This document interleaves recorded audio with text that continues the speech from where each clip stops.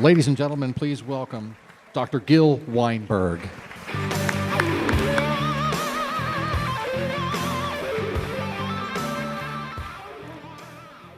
Thank you very much. It's an honor to be here. Thank you for inviting me. What you've just seen is our efforts at robotic creativity.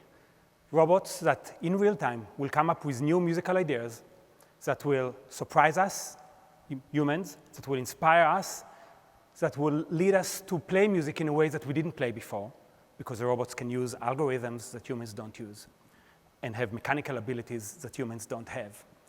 And that will push music in general, not only how we play, but also how we think about music, to new uncharted domains. What we try to develop is robotic musicians, as opposed to musical robots. Musical robots, you may be familiar with the term, robots that follow instructions. Since the player piano of hundreds of years ago, we have musical robots. But we put the focus on musicians. It's first a musician, and only then it's a robot. It's a musician that will hopefully lead to shivers down your spine. You know, the kind of stuff that we listen to music for. That's our medium. The medium is music, because music is probably one of the most uplifting human activity. It can make you cry, shivers down the spine, dance ecstatically, blow your mind intellectually. And we try to get to this with our robots. So it's a challenging effort by humans to create this kind of music, and we like a good challenge, and that's why we try to look at artificial creativity, how we can learn from humans what creativity is, and can we model it and develop it and put it in robots.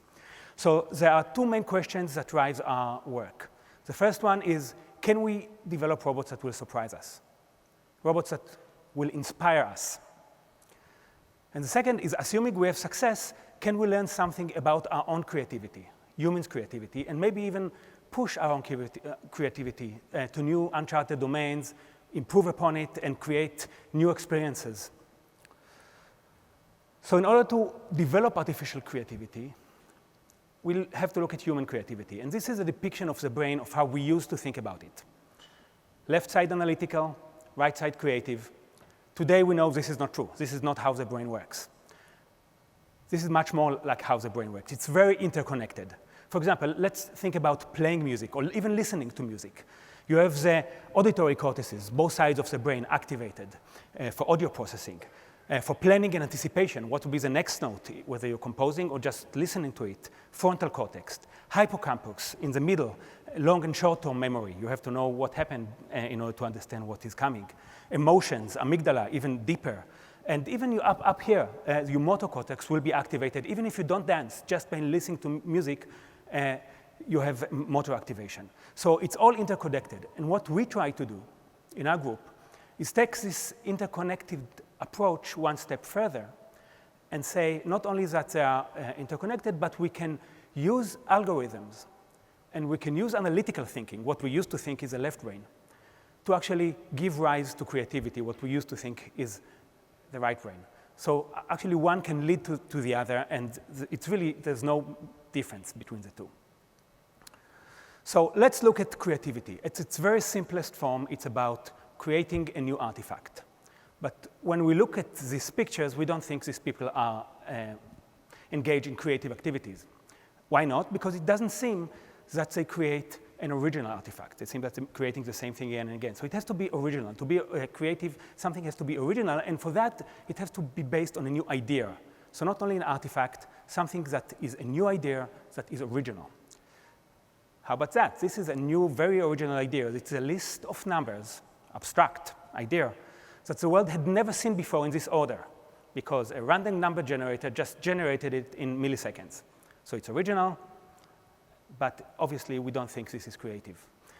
What is missing in the definition of creativity? This is the best picture that I found, and there may be others to show what's missing. And that's the product of creativity has to be meaningful for people. And you see these people are obviously touched by something very meaningful for them. If you look at art and music, you may be talking about beautiful, so the original artifact or product that is new has to be also beautiful. If you look at design engineering, you may use the word useful. I like to use the word meaningful or valuable for humans. And how do you do it in music? we studied it. We look at multiple ways in which people getting creative in music. This is what we call deliberate creativity. Composition is maybe its quintessential musical manifestation. You can go to a cabin, 3 months in the mountains, write your symphony, erase, revise, start from scratch, and after a very long process of deliberate creativity, you come up with, well, this is Pierre Boulez, by the way, as a composer. You come up with something that imagines the world with new creative outcome. Very different than this creativity. You heard some jazz before. It's spontaneous creativity. It's much more collaborative. It's not personal as the first one. It's about coming with new ideas on the fly, constantly expecting the unexpected. Also different than interpretation, which is a different way in music in which you are creative. You have to take a text on notation and just put your own expression and interpretation on it in a creative way. But I think the most exciting creativity, and this is again the best picture I found for that, is what Mihai Csikszentmihalyi called flow, which is a very immersed activity when you're absorbed and energized and focused. And those of us who are lucky enough to have experienced this kind of activity know that you can look at your watch and hours pass and you don't even know what you've been doing, but something pretty cool that you just created is lying in front of you. And this is a kind of creative activity that is maybe the essence of life. People call it the pure happiness, or what's life worth living for. So again, we are a little ambitious in what we're trying to create because we're trying to get to these kind of activities with robots. And over the last 12 years, we're building creative robots with the effort to bring us humans into the state of flow. We developed about half a dozen different robots, but this is probably the most well-known. It's called Shimon. It's a marimba robotic player. It's equipped with 8 arms, a gestural head, as you saw, multiple inputs for vision and music understanding. And our motto for Shimon and all of our robots is that they should listen like humans and play like machine. And this is driven by what I just explained, because obviously we want them to be original and creative and novel ideas and artifacts. And for that, they have to play like machines. We do it in 2 different ways in general. One is software, one is more hardware. In software, they can use algorithms that humans would never use. Fractal, genetic algorithm, all kind of processes that have shown some promise in creating aesthetic results. So we try to put it in music. In terms of hardware, they have abilities that human will never have. Shimon has 8 sticks. Later, I will show some of our musical robots can create 20 hertz per second, rhythms that are 20 hertz per second, 20 hits per second, so fast that it sounds like a new timbre, a new color of sound. So they have mechanical abilities that we don't. And that's a playing like a machine part. But they also have to listen like humans. They have to connect to us.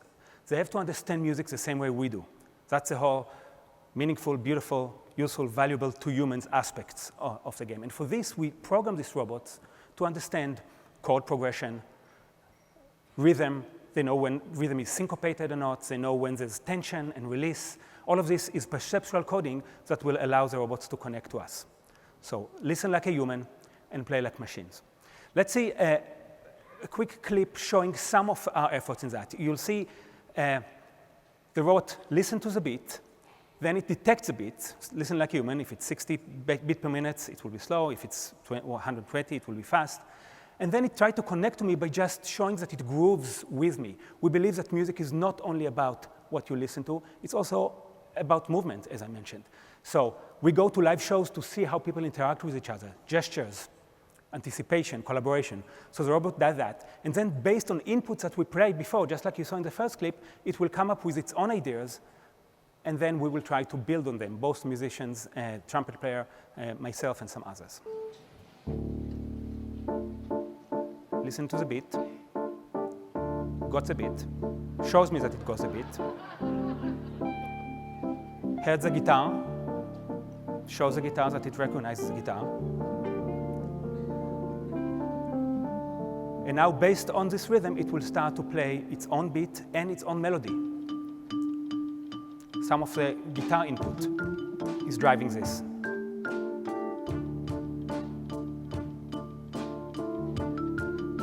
And now I pick up on this motif. I played it in canon.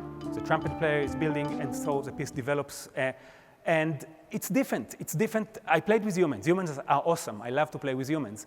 But the experience of playing with Shimon is different. And here is another example where we can look at people. We talked about gestures and about anticipation, coordinations. Why shouldn't Shimon also have ability to look at me and maybe detect the beat based on vision? So we had a vision application. You'll see the bobbing head of the hip-hop artist here, Street Loader. Shimon is trying to detect the beat now based on the vision and do the same kind of, I dig the music the same way as you do by gestures. It will be similar chords, but faster. Looking at the bobbing head and detecting it. Loses it for a second, some blinking, and now they're together. So again, gestures and cues are as important. Another thing that is really important in music that you go to a concert or maybe even listen at home is the personality, the drama, the narrative, and some interpersonal relationships that happens between the musicians. Here we try with gestures and music to create this kind of effect. Based on one note, Shimon is listening to the one note of the drummer, analyze the frequencies, come up with some ideas, the drummer is responding, and then slowly there's some kind of a narrative and some contentious interaction that happens with them, all, I hope, in good humor.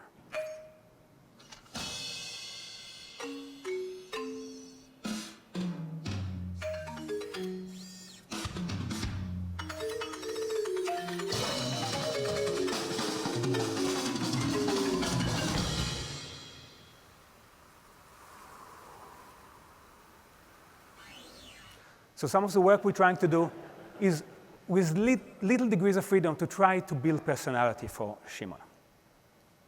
This is our latest work, and it involves deep learning. Everyone is doing deep learning. We try to do deep learning as well. Here we use long, short-term network. The coders may be familiar with this LSTMs, neural networks, in which we study millions of data points. We need big data for deep learning, as you know. Millions of data points from music that has been created, mostly Western. Now I have some students working on some Indian music and others, but this is mostly Western music, tonal music, from Mozart to Madonna to the Beatles, looking at this data and try to extract features and figure out what are the correlations between different notes in all of these different styles. And this is a listening like a human aspect. We try to take the masters, Monk, Coltrane in jazz, and try to understand what is the style by statistical analysis and deep learning analysis of the note-by-note correlation, but also the motif by motif to get the big structure of music. But then what we can do is do all kind of mathematical manipulation, and this is like the playing like a machine aspect, because we can have maybe 30% Bach, 40% Beatles, 2% Coltrane, and play with this kind of interaction and create music that none of these humans would have created by themselves. And if you listen to it, this is the first time ever deep learning-based music was composed by a robot. I don't know if you hear Mozart and Bach, but there's something unique about the outcome that we like and we are building on into interactive scenes.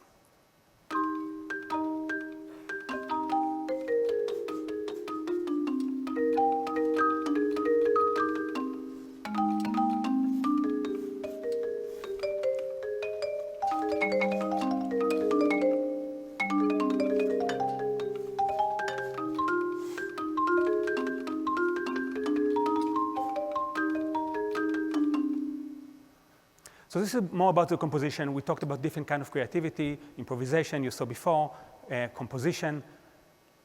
We also have performances. And you probably, at this point, maybe are sold on these ideas that this can be interesting and cool, and it will be great to find new ways to send shivers down your spine with new ways of creating music. But the question usually comes is, yeah, interesting, maybe even I like the music, but it doesn't have soul. Humans have soul. How can you really create emotional music and music that is soulful with robots? So for this, I have two answers. One of them, I think that in the future, robots will have emotion and souls, and I even have a roadmap for that. Maybe not in 50 years, but in 5,000. Maybe today I will talk more about it in the panel that I'm talking about, artificial creativity. But for this talk, I'll focus on the second answer, which is, Yes, they don't have soul at this point.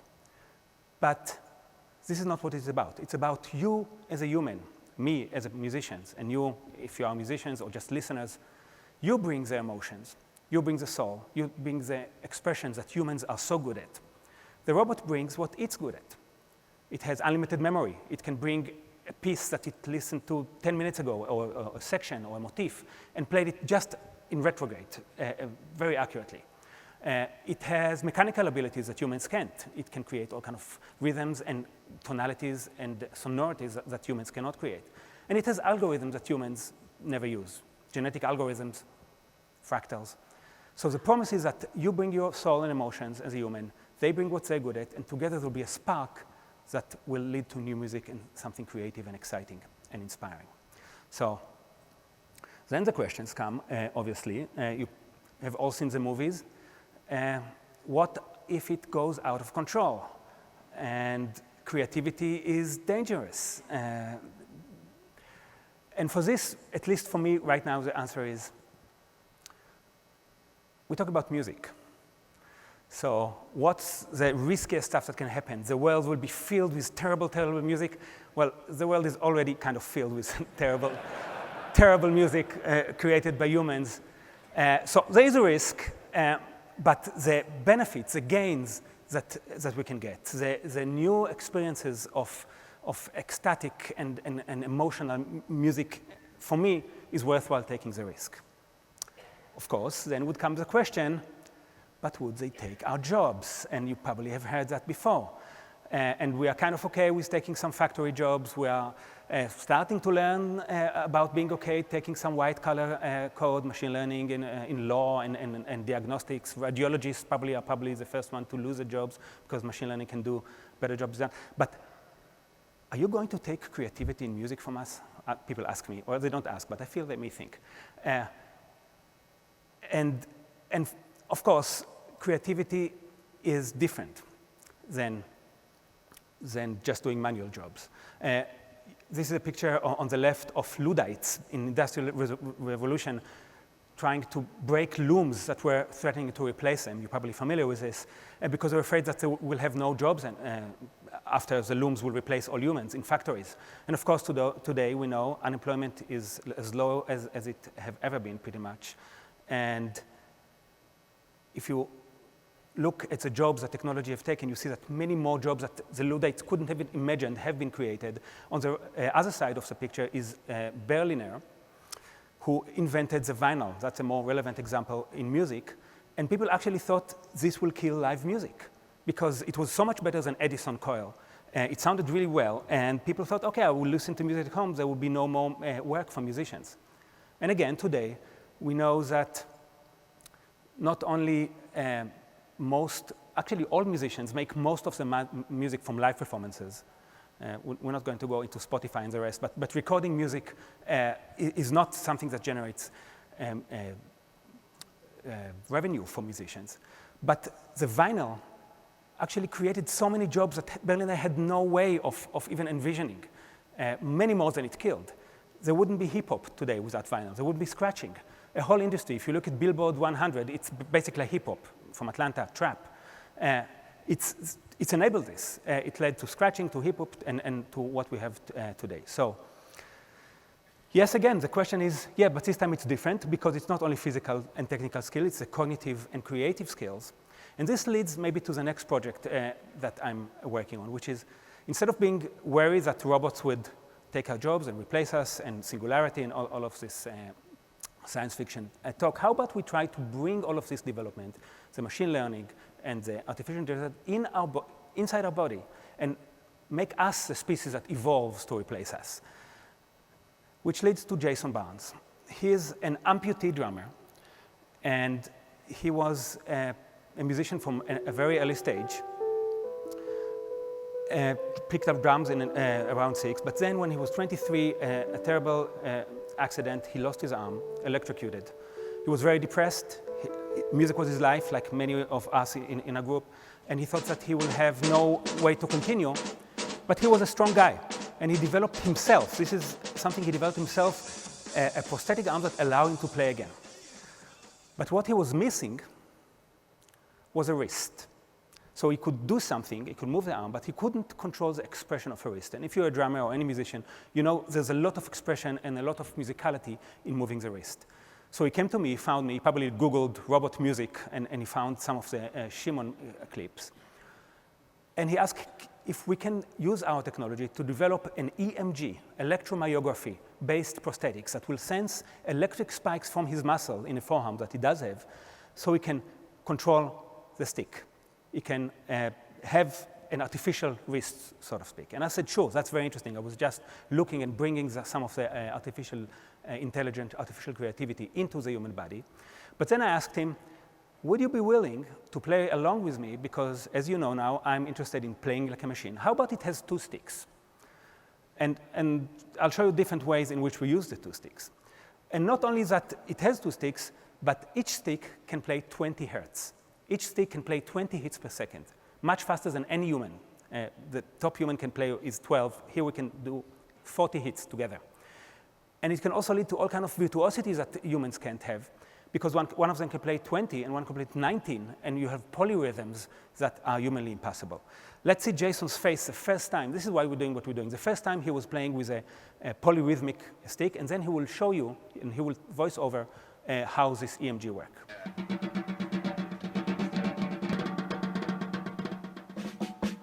In this video, I demonstrate how I control the robotic drumming prosthesis using my forearm muscle. The EMG electrodes attached to my arm send very low latency signals to trigger the robotic stick when I contract my muscle. I can trigger a hit with every contraction, or toggle between different automatic drumming states. This allows me to create cool interactions between my biological arm and my robotic one.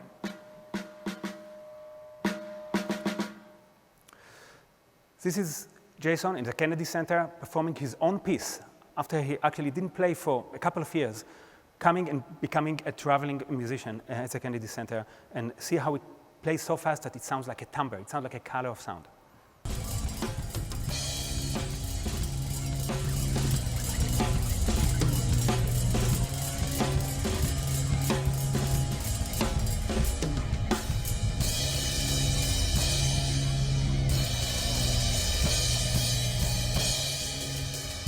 You know, sometimes after performances like this, we have like heavy metal drummers emailing us saying, that was crazy, I would do anything to get this kind of capability. I will give my right hand in order to get.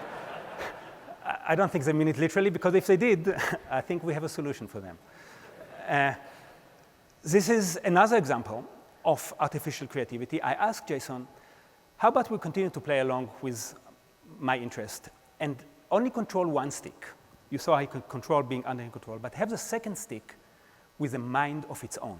The second stick will improvise on you and will create music that you are not in fully control of. In this particular example, the second stick is changing the rhythm based on the guitar player, Andrew here. Different chords play different kind of rhythms, and Jason was so excited about it that he was even willing to play jazz for me. I don't know if you can tell, jazz is not his first genre that he was interested in.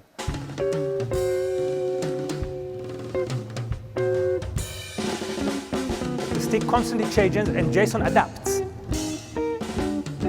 Like his own body is coming up with ideas that he has to respond to, a whole new musical experience.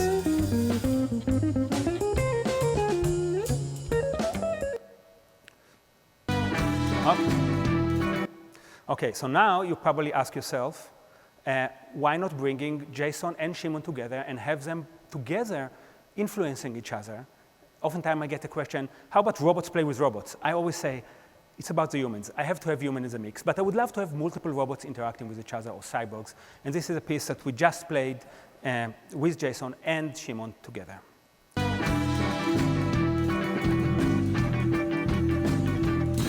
Whatever Jason plays influences Shimon and vice versa, and the musicians are responding.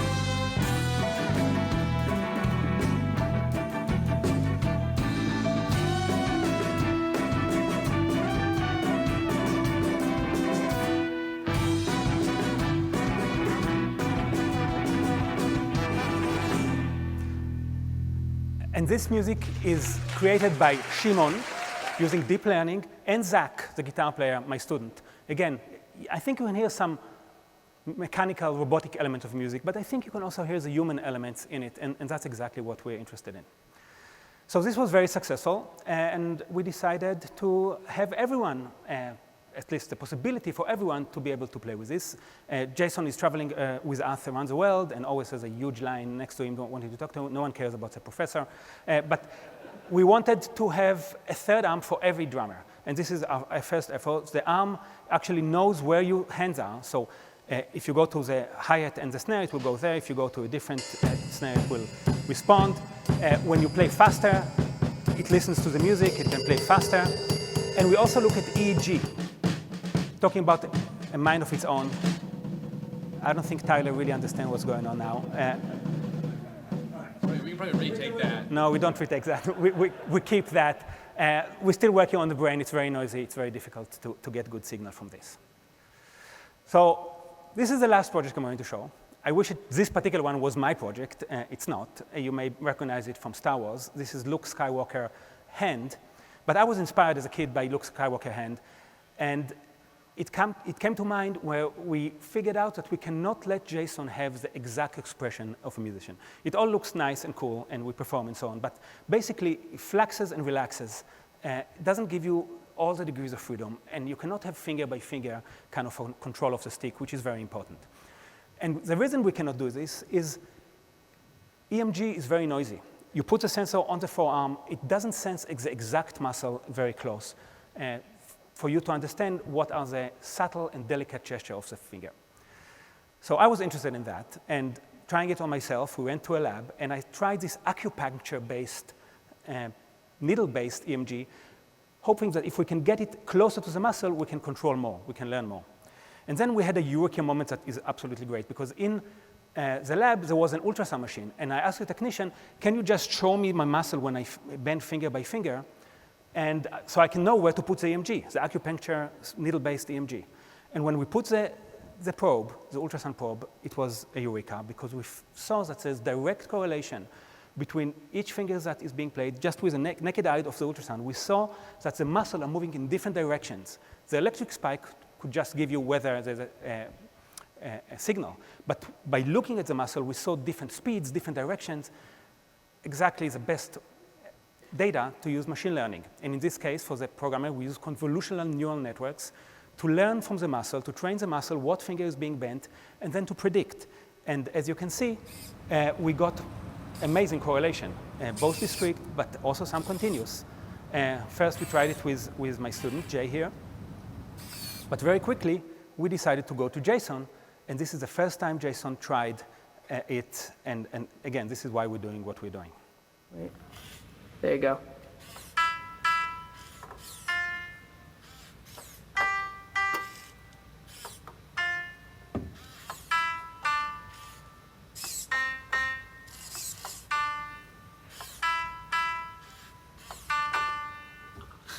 Yeah.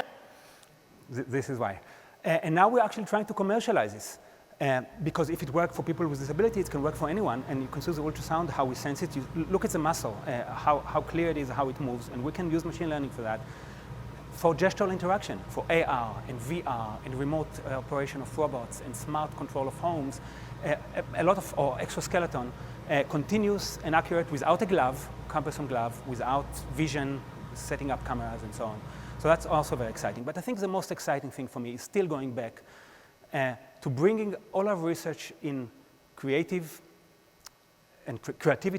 and machine learning and AI, not only expanding how robots can be creative, but actually expanding how we can be creative. So Jason here now can do things that he could never he never dreamt that he could do. Not only playing with drums, but playing a full new instrument after losing hope, becoming a piano player that is able to do this. And this is the last clip I will show. I will leave you with that.